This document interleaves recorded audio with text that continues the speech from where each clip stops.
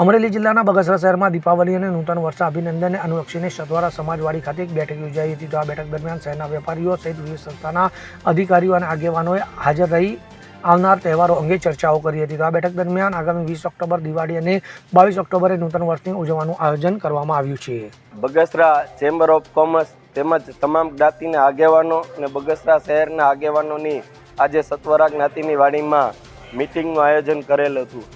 દિવાળીના તહેવાર નિમિત્તે કેવી રીતના આયોજન કરવું તે બાબતે હતી. 20 તારીખ અને સાંજના ચોપડા પૂજન અને 22 તારીખ ને નૂતન વર્ષનો નિર્ણય લેવામાં આવેલો છે. તે સૌ બગસરાવાસીઓ અને જ્ઞાતિના આગેવાનો દ્વારા આ નિર્ણય લેવામાં આવેલો છે.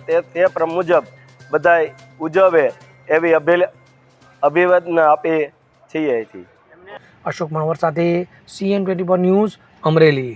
હવે જુઓ દેશ દુનિયાની તમામ ખબરો તમારી આંગળીના ટેરવે. ઉઠાવો મોબાઈલ અને Google Play Store પરથી ડાઉનલોડ કરો અમારી CN24 ન્યૂઝ મોબાઈલ એપ.